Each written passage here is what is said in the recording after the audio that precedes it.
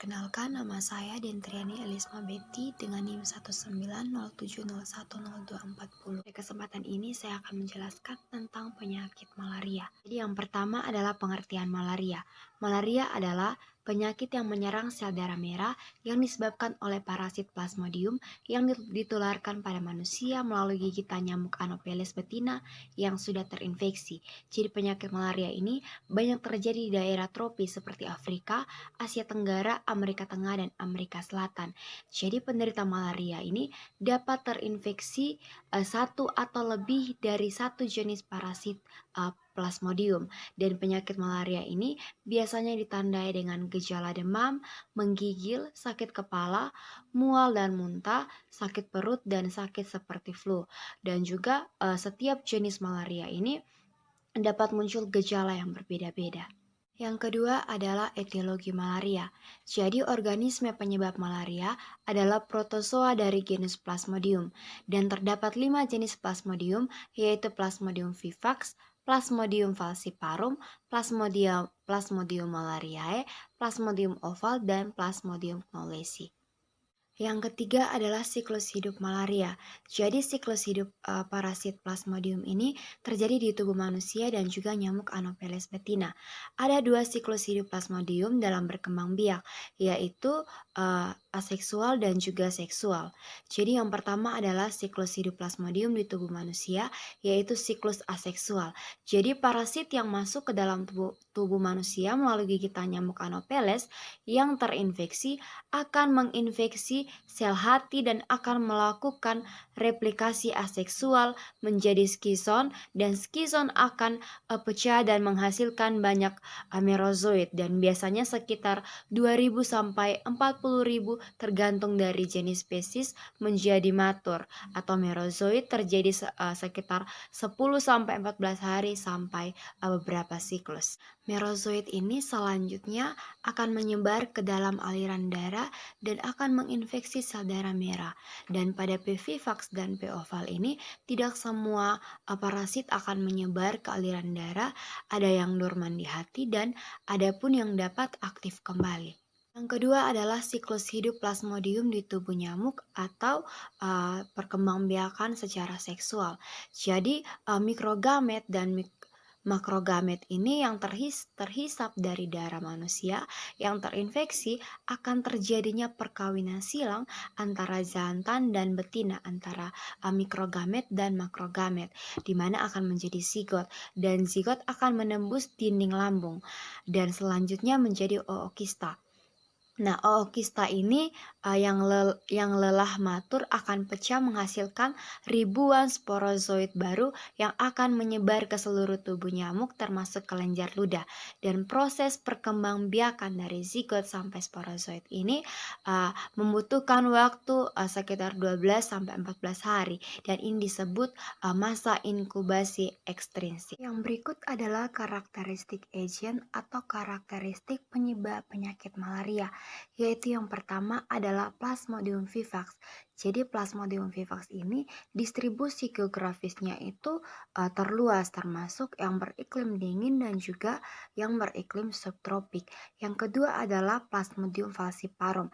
Jadi Plasmodium falciparum ini penyebab malaria tropika dengan masa inkubasinya itu sekitar 12 hari serta dapat menimbulkan komplikasi yang cukup serius. Yang ketiga adalah Plasmodium oval. Jadi di mana masa inkubasinya ini berkisar antara 12 sampai 17 hari dengan demam setiap 48 jam. Yang keempat adalah Plasmodium malariae atau di mana penyebab malaria kuartana. Nah, biasanya Plasmodium ini atau penyebab malaria ini berlangsung tanpa gejala dan ditemukan secara tidak sengaja.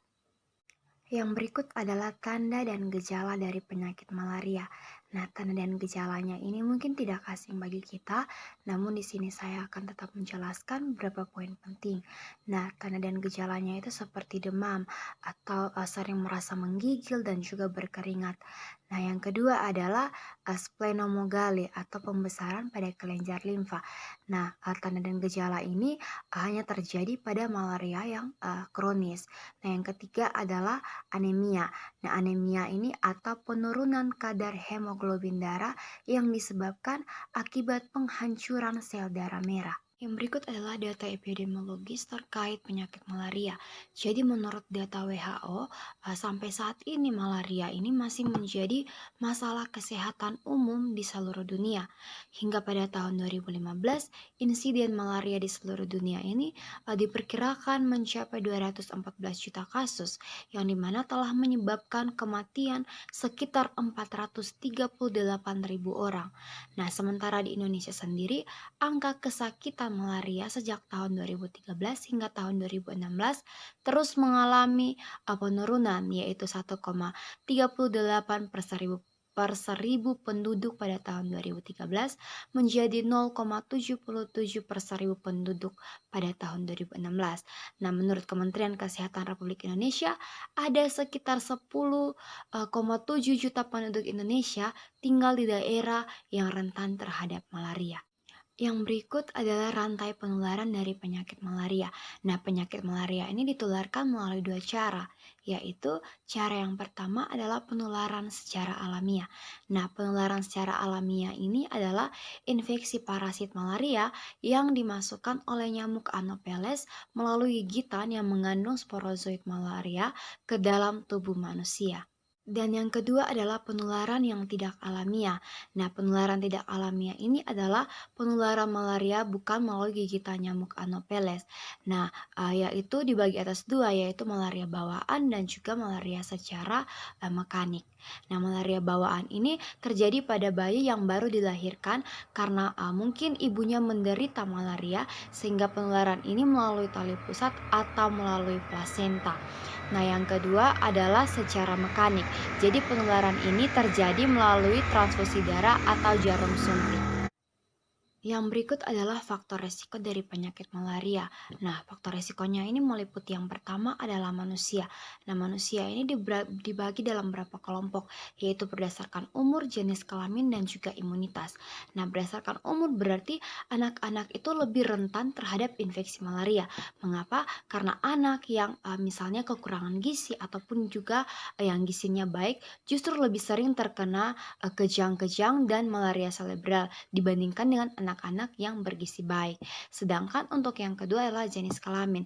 Nah, di mana perempuan ini mempunyai respon yang kuat dibandingkan dengan laki-laki. Tetapi apabila menginfeksi ibu yang sedang hamil, maka akan menimbulkan atau akan menyebabkan anemia yang lebih berat. Sedangkan yang ketiga adalah berdasarkan imunitas.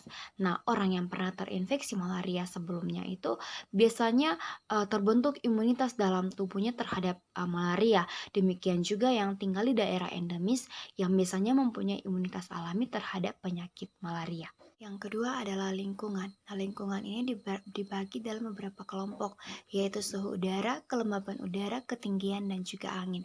Nah, suhu udara ini dimana sangat mempengaruhi panjang pendeknya siklus poragoni atau masa inkubasi ekstrinsik. Nah, dimana makin tinggi suhu, makin pendek masa inkubasi ekstrinsik. Dan sebaliknya, semakin rendah suhu, maka semakin panjang masa inkubasi ekstrinsik. Nah, yang kedua adalah kelembaban udara. Nah, kelembaban udara yang rendah ini akan memperpendek umur dari nyamuk. Nah, kelembaban ini mempengaruhi kecepatan perkembangbiak, di mana kebiasaan menggigit dan juga istirahat dan lain sebagainya dari nyamuk. Yang ketiga adalah ketinggian. Nah, secara umum malaria ini semakin berkurang pada ketinggian yang semakin bertambah. Yang keempat adalah angin. Nah, kecepatan angin ini pada saat matahari terbit dan terbenam yang merupakan saat terbangnya nyamuk ke dalam atau keluar rumah. Nah, ini adalah salah satu faktor yang ikut menentukan jumlah kontak manusia dengan nyamuk. Nah, yang terakhir adalah upaya pencegahan dan juga pengendalian. Nah, yang pertama adalah dalam mencegah penderita yang mengandung gametosis ini karena di mana penderita yang mengandung gametosis ini merupakan sumber infeksi atau sumber penularan. Nah, yang kedua adalah memberantas nyamuk sebagai vektor malaria. Nah, pemberantasan vektor ini meliputi pengendalian di tempat perindukan vektor dan juga nyamuk dewasa. Nah, pengendalian tempat perindukan ini dilakukan dengan pengeringan, pengisian atau penimbunan lubang-lubang yang mengandung air. Nah, yang ketiga adalah menghindari atau mengurangi kontak atau gigitan nyamuk Anopheles yang mengandung sporozoid. Mungkin sekian dari saya terkait penjelasan penyakit malaria. Terima kasih dan salam sehat.